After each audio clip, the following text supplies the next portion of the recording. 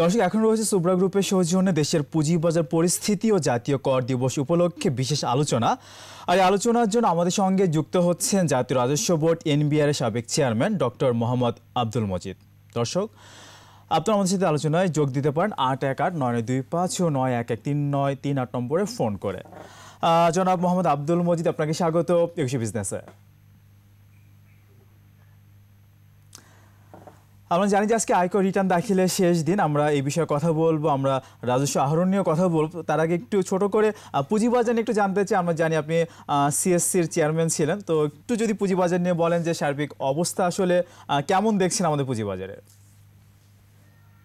ধন্যবাদ। অ্যাকচুয়ালি করোনার কারণে বিভিন্ন ব্যবসা বাণিজ্যে যে একটা অচলায়তন, অস্থিরতা সৃষ্টি হয়েছে, তার একটা প্রভাব তো পুঁজিবাজারে পড়ছেই।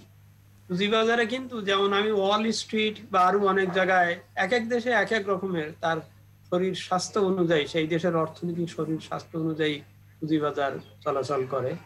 আমাদের বাংলাদেশের পুঁজিবাজার এমনিতেই করোনার আগেও সে অত্যন্ত নাজুক অবস্থাতেই ছিল, কেননা নানান কারণও ছিল। এই কারণগুলো অস্পষ্ট কিছু না, অনেকেই জানে।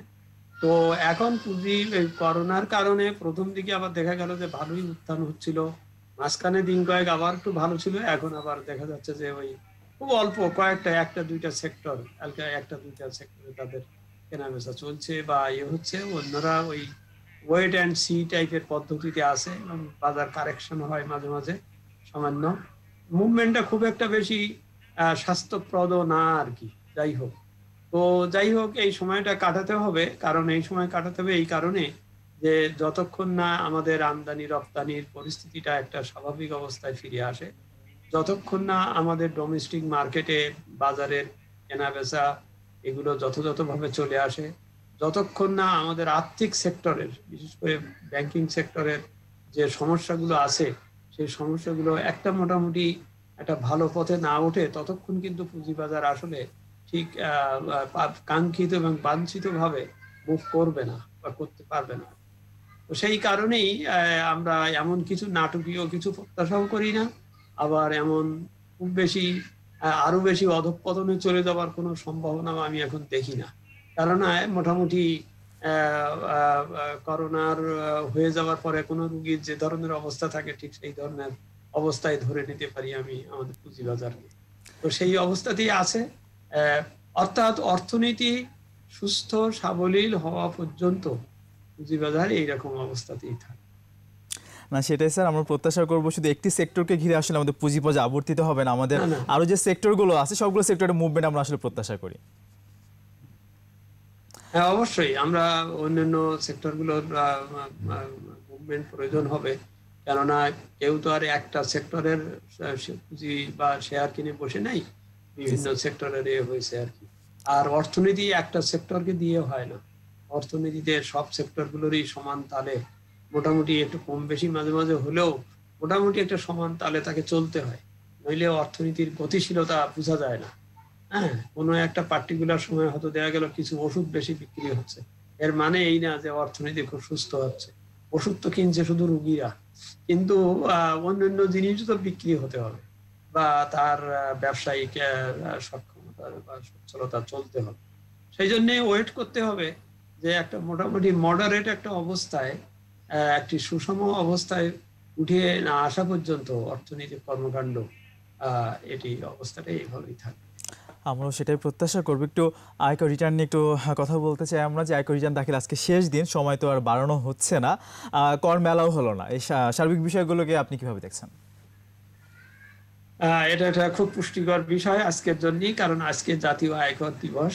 এখানে একটু বলে নেই, 2008 সালে প্রথম জাতীয় আয়কর দিবস যখন আমরা ইন্ট্রোডিউস করেছিলাম তখন এটা ছিল 15ই সেপ্টেম্বর, কারণ তখন আয়কর জমা দেওয়ার ওই সনাতন বিধি অনুযায়ী সেপ্টেম্বরের মধ্যেই আয়কর রিটার্ন জমা দেওয়ার বিধান ছিল। পরবর্তীকালে দেখা গেল যে বারবার এই সময় পাল্টাতে হয়, আর এনবিআরও এই সার্কুলার গুলো যে পরিপত্র এক জারি করতে একটু দেরিও করে ফেলে, সেই সব কারণেই এটা পিছিয়ে নভেম্বর করা হয়েছে। সুতরাং নভেম্বর করাতেই আইন করেই এটা ঠিক করা হয়েছে যে নভেম্বরের শেষ দিন জাতীয় আয়কর দিবস হবে। সুতরাং আজকে আমাদের জাতীয় আয়কর দিবস। তো আজকের এই বিবেচনার বিষয়টা মেন বড় বিষয় আসছে, প্রশ্নগুলো আসছে বিশেষ করে যে এখনো পর্যন্ত এনবিআর অনড় আছে যে সে সময় বাড়াবে না। আমি মনে করি তারা ঠিকই আছেন, কেননা এমনিতেই 5 মাস কিন্তু রিটার্ন দাখিলের সময় পাওয়া গেল। আগে যেখানে সেপ্টেম্বর সেটা এখন নভেম্বর, এবং 5 মাস পরে রেভিনিউ যদি আমাকে আর্ন করতে হয়, আয়করের টাকা পেতে হয়, যে টাকা আপনি জুলাই মাসেও দিতেন সেই টাকা আপনি এখন নভেম্বরে দিচ্ছেন। তো এতে তো একটা ম্যাক্রো ইকোনমিক ম্যানেজমেন্টও আমার একটা সমস্যা হয়। আরো যদি আমি সময় বাড়াই এবং সময় বাড়াবার আশা যদি বাজারে ঘোরাফেরা করতে থাকে, তাহলে তো কেউ কাজ করে না। এটা বাঙালির একটা বৈশিষ্ট্য যে বাঙালি সবসময় মগরিবের রক্তের একটু আগে বা আসরক্তর সময় তৎপর হয়। তো সুতরাং আমি যদি সময় বাড়াই তাহলে দেখা যাবে যে আবার ও ডিসেম্বরে দিয়ে আবার নতুন করে তৎপর হবে। এটা দরকার নেই। আর আছে, তবে হ্যাঁ, প্রভিশন তো আছে আইনেই যে আপনি যদি কোনো বিশেষ কারণে না দিতে পারেন, আপনি সময় চাইতে পারেন, সময় দেওয়া হবে এবং তার একটা নমিনাল ফি হয়তো নেওয়া হবে। তো যেহেতু ওই সুযোগটা আছে এবং যেহেতু অফিসগুলো বিশেষভাবে সেবা দিচ্ছে, কাজ করছে, এমনকি বলেছে আজকে সারা রাত যদি অফিস খোলা রাখতে হয়। ওই যে ভোটের সময় মনে আছে, কেউ বুথের ভিতর ঢুকলে তার ভোট না নিয়ে ভোট শেষ করা হয় না, এটা এরকমও তাই করা হবে। আর সময় চাইলে সময় দেওয়া হবে। আর মেলার সাথে যে সম্পর্কের ব্যাপারটাই হয়েছে গত কয়েক বছরে, বড় বড় শহরে বড় বড় মেলা করে মানুষ স্বচ্ছন্দে মেলাতেই যেয়ে তারা দিতেন, জমা দিতেন এবং ওই কি বলে রিটার্ন জমা দিতেন। সেটা একটা উৎসবমুখর পরিবেশের বিষয় ছিল। এবার নানান কারণে, কারণ সামাজিক দূরত্ব বজায় রাখার বিষয় আছে, তাছাড়া আরো অনেক ব্যাপারে, এই জন্য এবার এটা মেলা করা যায়নি। তবে এটা নিশ্চিত করা গেছে বা করা হয়েছে যে মেলায় যে সেবাগুলো দেওয়া হতো, যে সেবার লোভে মানুষ মেলায় যেতেন, অফিসগুলোতে, আমাদের কর সার্কেল অফিসগুলোতে কিন্তু সেই সেবা তারা দিচ্ছেন বা ব্যবস্থা করেছেন। অনেকেই আমাদেরকে বলেছেন যে না, যথেষ্ট আন্তরিকতার সাথে আমরা জমা দিতে পারছি। তা সুতরাং হয়তো সাময়িকভাবে কর মেলায় যে হয়তো একটু বেশি করে হাউস করে সবাই দিতে পারতেন, সেইটার সুযোগটা হয়তো নাই, কিন্তু কর অফিসে তো দেওয়া হচ্ছে, কর অফিসে দেওয়া হোক। এবং আমি মনে করি যে এটার থেকে এটার খুব বেশি তাত্ত্বিক বা তত্ত্বগত কোনো ডিফারেন্স হবে না। সেটা জনাব আব্দুল মজিদ, আমরা এই বিষয়ে আরো অনেক কথা আপনার কাছে শুনবো, তার আগে ছোট্ট একটা বিরতি নিয়ে আসি।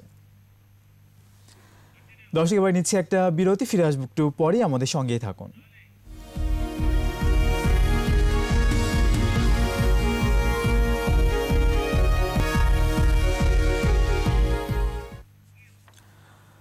আবারও স্বাগত এফসি বিজনেসে। দর্শক, বিরতির আগে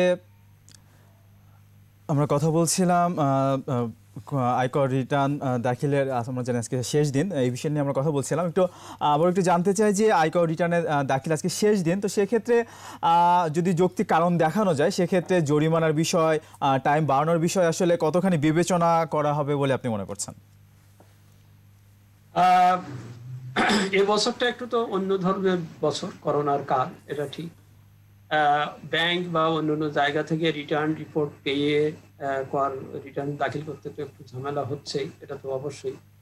কিন্তু আমরা সময়ের বিষয়ের দিকে বিশেষভাবে খেয়াল রাখার জন্যেই সময় বাড়ানোর কথা বলা হচ্ছে না, দেওয়া হবে না। তবে এটা তো সবসময় স্বতঃসিদ্ধভাবে নিয়মই আছে যে যৌক্তিক কারণ দেখিয়ে সময় চাইলে সময় দেওয়া হবে, সময় দেওয়া হয়, এটা কোনো ইয়ে নাই। এবং সেইটার জরিমানাও খুব বেশি আহামরি গোছে বড় কিছু নয়। এটা জরিমানাটার কারণ বা যৌক্তিকতাটা এই, বা এটা একটু কড়াকড়ি করার নিয়মটা হচ্ছে এই, যে যেমন আজকে 30শে নভেম্বরে যদি আমি কোনো করদাতার কাছ থেকে যে করটা পেতাম, সেই কর যদি আমি তাকে সময় বাড়িয়ে যদি 1 মাস বা 2 মাস 3 মাস পর্যন্ত সময় দেওয়া যায়, কারণ অনুযায়ী আর কি, যদি দেই, তাহলে তো রাষ্ট্র রেভিনিউটা পাবে 2-3 মাস পরে। আজকে পাওয়া রেভিনিউ আর 2 মাস পরের পাওয়া রেভিনিউ, এর তো একটা আর্থিক মূল্য আছে, এর একটা বাজারগত মূল্য আছে। রাষ্ট্র একদিকে করটা না পাওয়াতে ওই পরিমাণ টাকা ব্যাংকের থেকে লোন করবে, ব্যাংক ঋণ বাড়বে, আর টাকাটা পেলে সরকারকে ব্যাংক ঋণ করতে হতো না। হ্যাঁ, এখন করদাতা 2 মাস পরে দেবেন এই টাকাটা, সুতরাং এই টাকার যে একটা উপযোগিতার যে ভ্যালু, সেই অনুযায়ী সেই নিরিখেই কিন্তু এই জরিমানার বিষয়টা। এবং জরিমানাটা খুব বড় ধরনের না, এটা মোটামুটি সহনশীল। এটা আর কিছু না, একটা চাপ সৃষ্টি করা যে তোমাকে সময় মতন করে রিটার্ন দিতে হবে, না দিলে জরিমানা গুনতে হবে। স্বাভাবিকভাবে মানুষ এই বিষয়গুলোকে সিরিয়াসলি দেখে যে জরিমানাও দেবো, করও দেবো, আবার জরিমানাও দেবো, ঠিক আছে, তাহলে তখন তাড়াতাড়ি দেওয়ার ব্যাপারে চেষ্টিত হয়। কথা হচ্ছে যে উপযুক্ত কারণ, সেই কারণটা যদি এরকম হয় যে না 5 মাস বসে থাকলাম, কিছুই করা হয়নি, আমার কাগজপত্র জোগাড় হয়নি, আমি ইত্যাদি ইত্যাদি, তো তখন তো এই যৌক্তিকতাটা সময় কিছু বাড়িয়ে দেওয়া হবে ঠিকই, কিন্তু সেটা আর খুব বেশি ইয়ে হবে না। কিন্তু এরকম যদি হয়, খোদা না করুক, যে কেউ হয়তো বললেন যে আমার ফ্যামিলিতে 5 জন লোক করোনায় আক্রান্ত হয়েছিল, আমি হাসপাতালে ছিলাম, আমি এই ধরনের একটা রোগের একটা খুব একটা তড়িঘড়ির ভিতরে ছিলাম, এগুলো জোগাড় করতে পারিনি, কিংবা অথবা আমার অমুক জায়গায় বাড়ি, সেখানে আমফানে আমার ঘর বাড়ি সব পড়ে গেছে, সব শেষ হয়ে গেছে, আমি কিছু করতে পারিনি, হ্যাঁ, কিংবা আমি 21 টিভির পাশের বিল্ডিং এ থাকি, সেখানে আগুন লেগে গিয়েছিল, তারপরে একটা বিরাট ঝামেলা হয়েছিল। এটা অনেক ধরনের কারণ থাকতে পারে, সে কারণগুলো কারণ অনুযায়ী বিবেচনা করা হবে। জরিমানার বিষয়টা এই জন্যই বলছি যে একটা চাপ সৃষ্টি করা, আর একটা হচ্ছে কর আজ দেওয়া আর 2 দিন পরে দেওয়ার ভিতরে যে আর্থিক যে যে বিনিময় মূল্যের যে বিষয়টা, উপযোগিতার যে বিষয়টা, সেইটাকে, সেই লসকে সাস্টেন করার জন্য, সেই লসকে ইয়ে করার জন্য সাধারণত এই জরিমানার বিষয়টা দেওয়া আছে। অর্থাৎ বলতে চাওয়া হচ্ছে, যেমন এবার বলা হচ্ছে স্পষ্ট করে যে সময় আর বাড়ানো হবে না, এটাও একটা ধারণাটা স্পষ্ট হয়ে যাওয়া দরকার। কারণ অনেকে মনে করেন সেই আগে কোথায় সেপ্টেম্বর মাসে দিতে হতো, এখন নভেম্বর পর্যন্ত আসছে, এরপরও অনেকে মনে করছেন, আশা করে বসে আছেন যে করোনার কারণ, এ কারণ সে কারণ বলে আরো 1 মাস হয়তো সময় বাড়িয়ে দেওয়া হবে, কিংবা 15 দিন বাড়িয়ে দেওয়া হবে। এই ধারণায় বসে থাকাটাও কিন্তু দেরি করারও একটা কারণ। এই ধারণায় যাতে কেউ বসে না থাকে, সেই জন্য ওয়ান্স ফর অল একটা কাট অফ পয়েন্টে আসা উচিত, বলা উচিত। যেহেতু আপনার বাড়ানোর সময় চাওয়ার দেওয়ার প্রভিশন যেখানে আছে, সুতরাং আপনি যদি না পারেন আপনি টাইম চাবেন, ঠিক আছে, কিন্তু আমি সময়টা বাড়াবো না। সময় বাড়ানো মানেই কিন্তু হচ্ছে ডিলে হওয়া, এবং ওই ধারণাটাকেও এনকারেজ করা যে বাড়বে তো। যেমন আমি যখন ছিলাম এনবিআর চেয়ারম্যান, প্রতি বছরেই ওই আসলে আগের থেকে ঘুন করতো, ওই বিশেষ করে আয়কর উকিলেরা বা অন্যরা, বা অনেকে বলতেন দেখেন ঝড় হয়েছে, বৃষ্টি হয়েছে, দেন। তখন টাইমটা অবশ্য সেই রকম ছিল, সেপ্টেম্বর মাস সাধারণত আমাদের দেশে ঘূর্ণিঝড়, তারপরে এইগুলো থাকে, বন্যা থাকে, বড় বড় বিষয় থাকে, কখনো কখনো দেখা গেল ঈদ এবং দুর্গা পূজা সব একসাথে এসে পড়লো, এরকম কারণ থাকতে পারে। কিন্তু এখন তো সেই ধরনের কারণ খুব বেশি নাই, কারণ এই নভেম্বর মাস একটি অত্যন্ত শান্ত শিষ্ট ভদ্র একটি মাস, এবং এখানে কোনো ঘূর্ণিঝড় বা খুব বেশি বড় ধরনের কোনো বিষয় নাই। তবে করোনা আছে, এটা ঠিক, করোনা যদি কারোর উপযুক্ত কারণ থাকে সেটা তিনি দেখাতে পারবেন। তো আয়কর রিটার্ন দাখিলের শেষ দিন, তো দাখিল পদ্ধতি কি আরো কিভাবে আসলে সহজ করা যায়? মানে আমি যেটা বলতে চাচ্ছি, অনলাইনে তো রিটার্ন দাখিল করলে দাখিলের মানে সংখ্যাটা আসলে বৃদ্ধি পেত, কিভাবে দেখছেন বিষয়গুলোকে? ইউর ঠিকই, রাইট, ইউর রাইট। শুধু আয়কর অনলাইনে দাখিল করলেই রিটার্ন বাড়তো শুধু না, অনেক কিছু সমস্যার সমাধান হয়ে যেত। হ্যাঁ, অনেক কিছু সমস্যার সমাধান হয়ে যেত। এই যে আজকে এত ভিড় ঠেলে ভিড় করে যেয়ে দিতে হচ্ছে জমা, সামাজিক দূরত্ব বজায় রাখা যাচ্ছে না এই যে করোনার সময়, এটাও তো ঠিক না, এটাও একটা রিস্কি ব্যাপার হয়ে যাচ্ছে। এগুলো অনলাইনে দিলে আর এসব কিছুই থাকতো না, সুযোগ মতন বাসায় বসে নিরিবিলি ভাবে দিতে পারতেন, এবং মেশিন টেক কেয়ার করতো হিসাব কিতাবগুলো। হ্যাঁ, কোন জিনিস লাগবে কোন জিনিস লাগবে না, ও আপনি যতক্ষণ না সব কাগজ দেবেন ততক্ষণ আপনাকে ওকে করতো না, ফলে আপনার কাগজ দিতে হতো। যেমন আমরা অনলাইনে দরখাস্ত করতে গেলে বলে না যে এই সেক্টর এটা পূরণ করতে হবে, এটা না করলে হবে না, অর্থাৎ ওখানেই আপনার ব্যাখ্যা বিশ্লেষণ সবকিছু অনেক কিছু হয়ে যেত। এখন অনলাইনেই যাওয়া হচ্ছে, চেষ্টা করা চলছে, চেষ্টা অব্যাহত আছে। তবে এবছর যদিও বাজেট বক্তৃতায় বলা হয়েছে যে যারা অনলাইনে জমা দেবেন তারা 2000 টাকা করে রেয়াত পাবেন, কিন্তু সকলকে অনলাইনের আওতায় আনা যায়নি, কারণ এটা একটু সময় সাপেক্ষ তো ব্যাপার বটেই, কারণ এটা সফটওয়্যারের ব্যাপার, তার অনেক পরীক্ষা নিরীক্ষা করতে হয়, ন্যাশনাল সার্ভারের সাথে তার সংযোগের বিষয়টি দেখতে হয়।